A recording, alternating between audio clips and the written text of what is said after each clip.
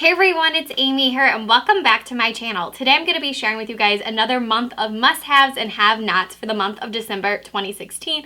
I'm so sorry this is getting up really late. I try to get my monthly favorites up around the first couple days of the month, but with all the traveling that I was doing and the fact that I got sick last week, I just could not film this last week, and unfortunately I only got 2 videos up last week, which I know that's not like super crazy, but it is kind of abnormal for my channel, so I'm really sorry about that. And I'm going to tell you ahead of time, all these videos are getting filmed tonight on Monday night for this week because I couldn't film last week being super duper sick.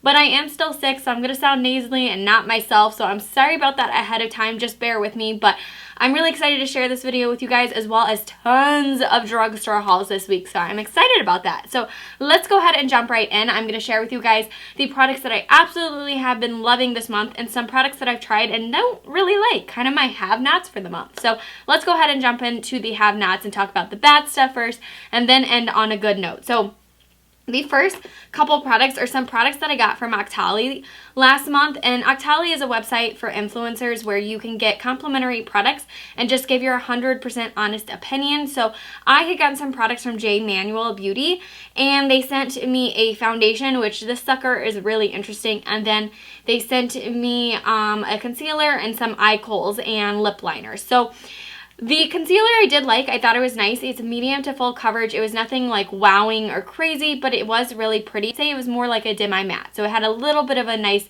finish to it and not just a flat matte. So the concealer wasn't bad, and this one is called the Filter Finish Collection Photo Illusion Concealer. But the product that made it a have-not that I really did not like is the Filter Finish Collection Powder to Cream Foundation. Now this guy is so interesting. So it is a powder to cream, meaning it's powder, and then it has this like little mixing bowl on this side, if you guys can see, and you dump it in just like this, and then you start to work in the sponge that they come with, and you put it on your skin, and it suddenly turns to a cream.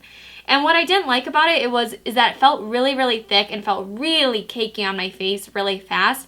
It did look pretty. It did kind of give you this like flawless finish because it is supposed to be a filtered foundation, meaning that it's supposed to look really good in certain lights and in photographs and selfies and things like that. So I think the concept's really cool. I just could not get over the feeling of the actual foundation. It was so sticky and tacky, and it was just so bizarre to put on, and I feel like I used so much because I put a little on my face and I really didn't spread out anywhere. So you just kind of had to keep building and putting on tons and tons of product.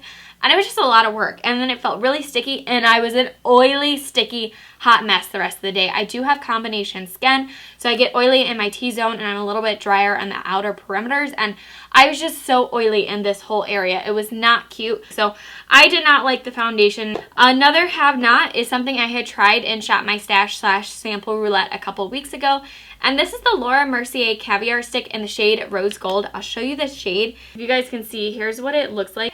It looked really pretty as soon as you applied it to your eyelid. I would just take this and apply it all over, and it was opaque at first.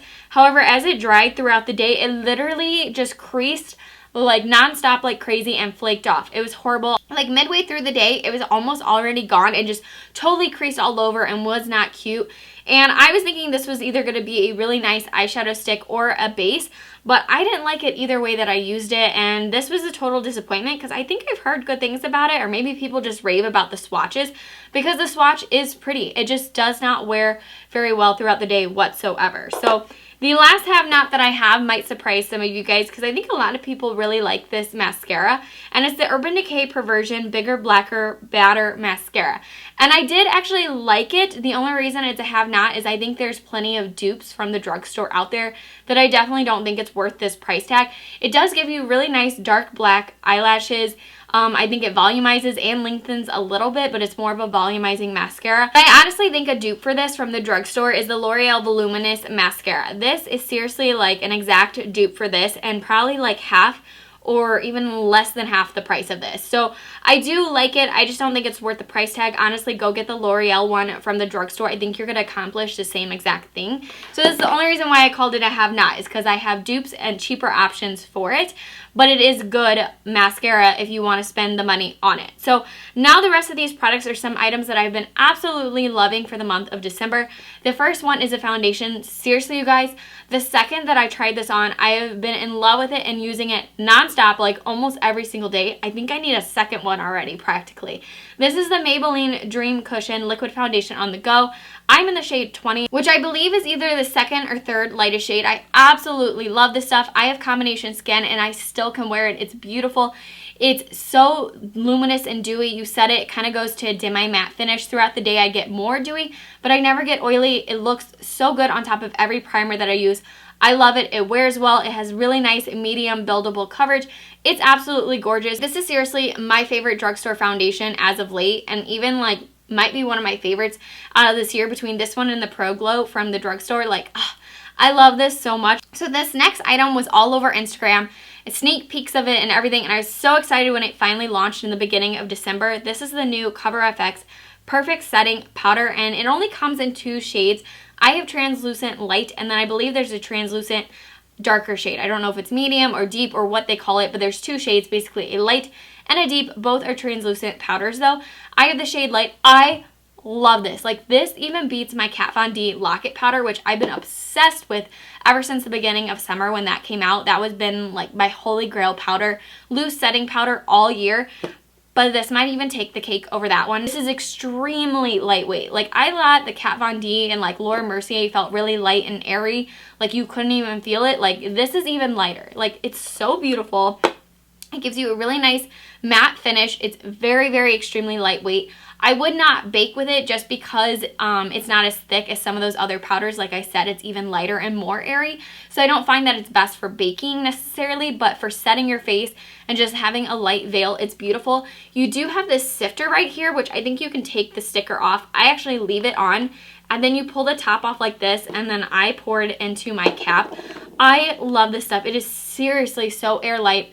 It sets my face, and then I'm matte the whole day. It looks beautiful underneath the eyes, all over the face. Like, I'm crazy about it. If you want some kind of setting powder that's not going to feel like you even remotely have a setting powder on, you are going to love this. It's extremely finely milled, and it's wonderful. I've been obsessing over this nonstop.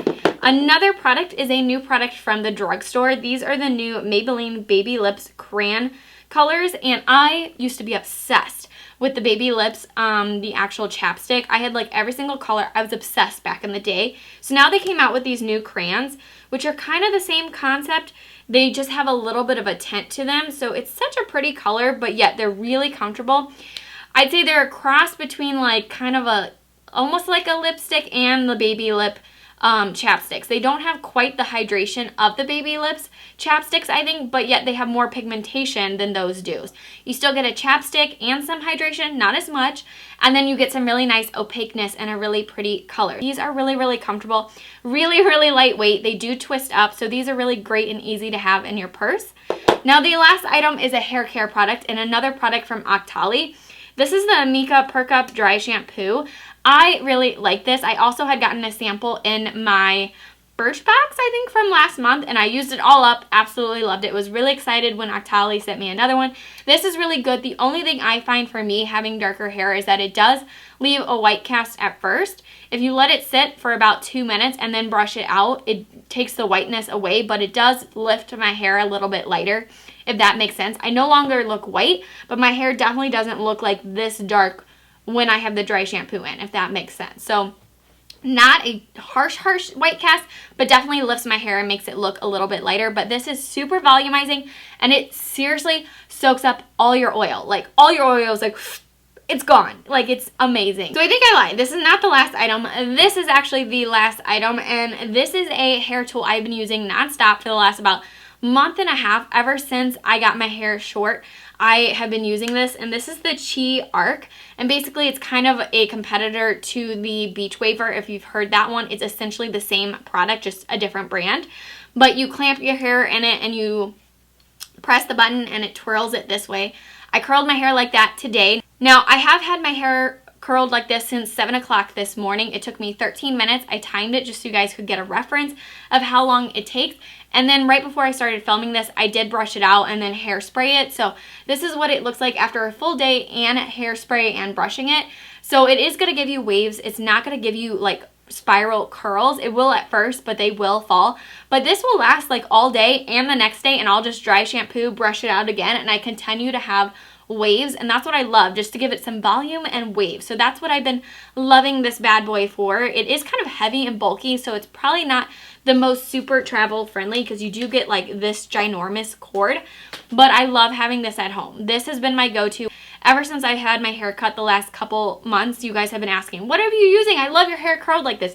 It's pretty much been this like 90% of the time. So I hope you guys enjoyed getting to see what products I was loving and what really didn't work out for me last month. If you did, give this video a big thumbs up. Don't forget to subscribe so you can stay tuned to all my upcoming videos, and I will see you guys very soon.